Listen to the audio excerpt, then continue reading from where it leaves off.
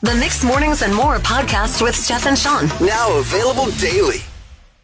Good morning, world. Good morning. Happy Tuesday, January 10th, 2023. And it is what is known. The time currently right now is 5:30. Boom. Let's get another raise on our belt here. I almost didn't show up today, Steph. What? Why not? I'm really nice, Sean. I know. You are very nice. And it's all just to blame for Sleepy Sean as well. That's why. But I did show up. But what happened was that alarm goes off right after 3 o'clock in the morning, and I don't even remember turning it off this morning. But then randomly, I think my internal alarm clock went off, and I kind of turned over, and I was like, I think I should be up by now. And I just sleepingly checked my phone, and it was 3:45. I was dear.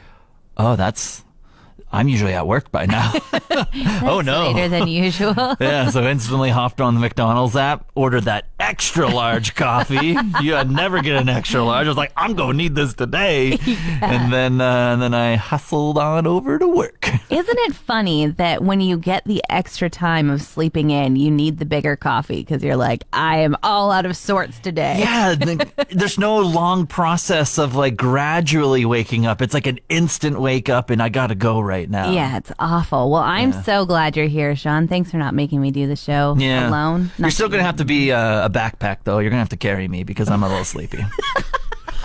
I have a new idea for an invention. Okay, I love to hear these. I love the innovation. Get the brain going. Yeah, okay. So my friend's been visiting for a couple weeks, and she brought one suitcase with her. And on her way here, it was 46 pounds. Okay. Then, of course, Christmas happened. She got some new presents. She did a little shopping in Fort McMurray. Mm-hmm. And then when she was leaving, she was terrified that she was going to have to pay an overage charge. Okay. So this girl donated clothes that she brought with her to the thrift store. She left a bag behind at my house for the next time she visits. Yeah. And is the limit 50, I'm guessing? Yeah, limit is 50 pounds. Okay. So she came with 46, and through her fear, she left with only 41 pounds. Wow, bless. Snaps. Yeah, snaps for sure. But I felt bad because I thought, I wish I had a luggage scale. I wish I had a bathroom scale, something that you could weigh this on and ease your mind. Get a gauge for just roughly how much it weighs. Yeah, just something to say, you're 9 pounds underweight. We can reconfigure this. That's right. But here's my thought. This is a very real worry that a lot of people have, and some people don't. I don't have a bathroom scale. I have to imagine I'm not the only person in the world. What if we started putting scales in suitcases? Oh, I like it. Because you know that you're going to need 50 pounds. That's always been the weight limit for years and years and years. Yeah. And they kind of make suitcases to take about 50 pounds.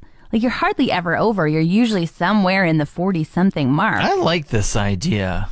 We could make a lot of money. I'm naturally just joining in on this because okay you told that. me. We call dibs as well, by the way. Okay. Technology these days. I was thinking adding a scale somewhat is going to add weight to the suitcase.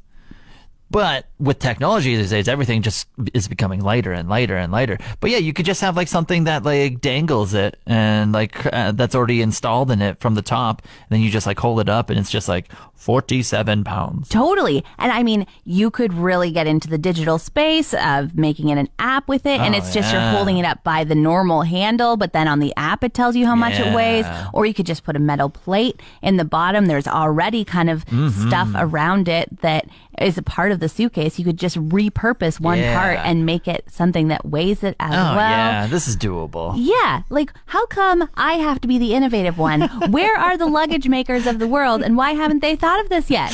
I got abruptly woken up last night. I want to say around 11:30, and it's by a reoccurring problem over in my complex, my townhouse complex. And what's that? Do you remember me talking about maybe a month or two ago of how I just window watch on like my neighbors who publicly break up all the time. Oh, yes, this reoccurring problem. I have these neighbors and they break up with each other, it seems like every 3 weeks or so. Oh, dear. Just constantly, and it's like in the middle of the parking lot where everyone can see. It's like they want everyone to see how mad they are at each other or and something. they're like, this, maybe they're like, if we have an audience, this will solidify that this is the last time we're going to do this. Yeah, it's like one of them goes stomping out to the car and then the other one chases and then the other one goes inside and then the other one leaves their car and goes inside and then it's like back and forth just like, I'm leaving, I want you to leave, and then they get in the car and then they're like, wait, don't chase after me, like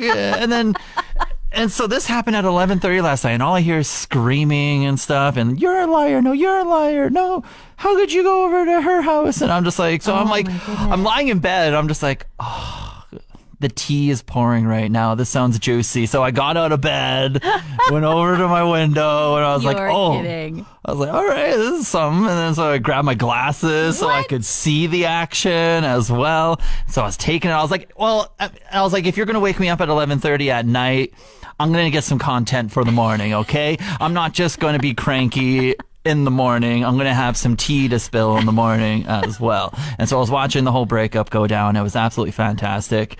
And then guess whose car I saw this morning walking to work at 4? The person who angrily left and said, that's it. This is the last time I break up with you.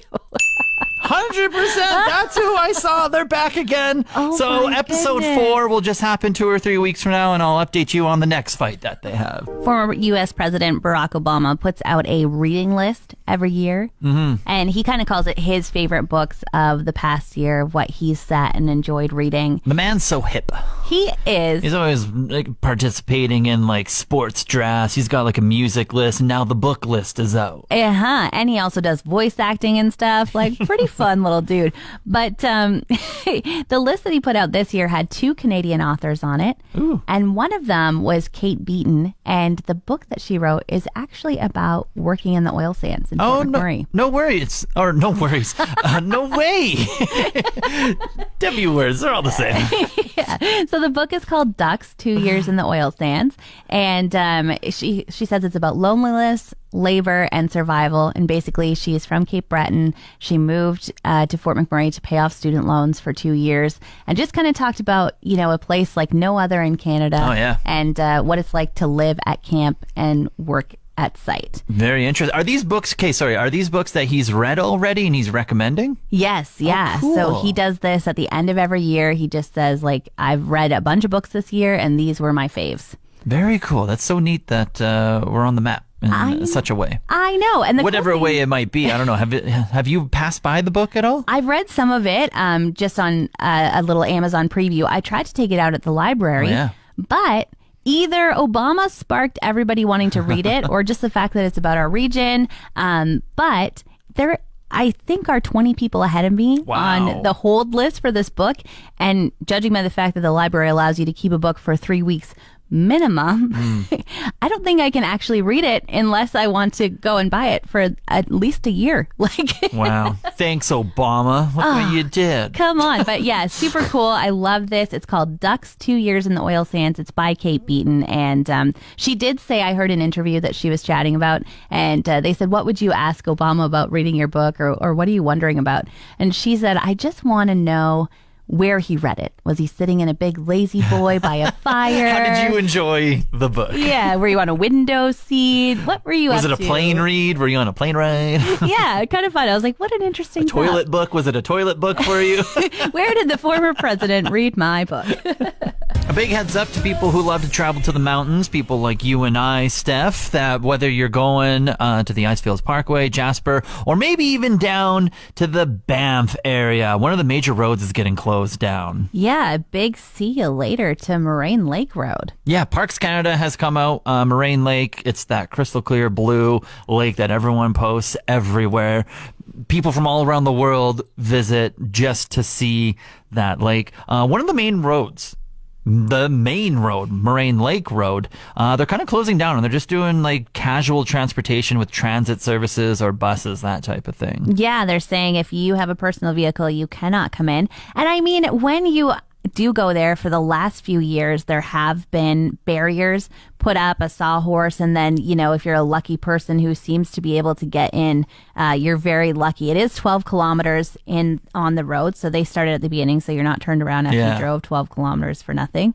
But it is just intense, and you can talk to them and be like, when can I come and see it? And they're like, well, after 7 might be good, but then after 7 the sun's set and the lake isn't blue anymore. Yeah, and Parks Canada was saying they had people on the lot 24 hours a day, because there's the people that want to go around 1 or 2 o'clock so they can start their hike for the sunrise in the morning. Of course, summertime, sunsets at 4 or 5 in the morning type of thing. And so people are working around the clock, 24 hours on this lake. And so they're just kind of saying enough is enough.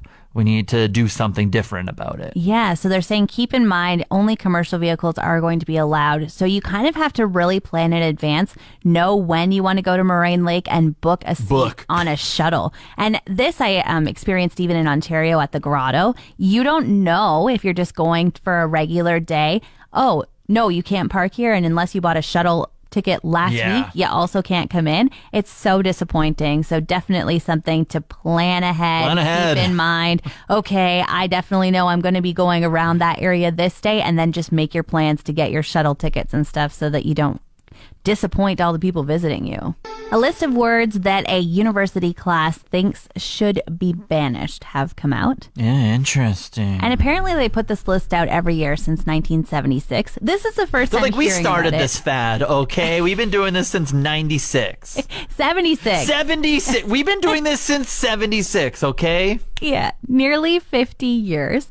And it's Lake Superior State University, which is right where I grew up. It's on it's in Sioux, Michigan. So these are your homies then. Yeah, so this is LSSU. And they say they got more than 1,500 submissions from over 30 countries, but they believe that the word that needs to be banned the most in 2023, goat.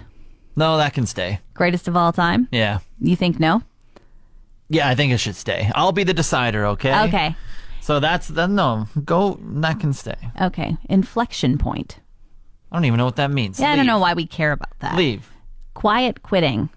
Nah, that can stay. Yeah? Yeah, it's new. Okay. Let's have it stick around for a couple years. They're tired of hearing the word gaslighting. That was just the word of the year, and they're like, nah, ban it. It sounds like they're gaslighting us into get rid of it. Moving forward. Yeah, get that out of here. Just email talk. Gross. Amazing. They're just tired of hearing the word amazing. That's like a crutch word that I use. Yeah, they're like, that's overused. Get rid of it. True. Does that make sense? I don't know why they want to get rid of that. Like, what's wrong with it? Yeah. It's just asking you if left you me get speechless there. I was like, that seems like a good time to use something. This one makes... How else are we supposed to ask? Yeah. This one makes me laugh. Irregardless. Okay. It's not even a word. It isn't? No. Regardless is the word. Irregardless doesn't exist. Right, yeah, I know. So, like, I'm tired of hearing people use this word wrong. True. Just get rid of it. It's not a thing. Absolutely. Again, I use absolutely amazing, like back to back with each other. Those are my crutch words right there. It is what it is.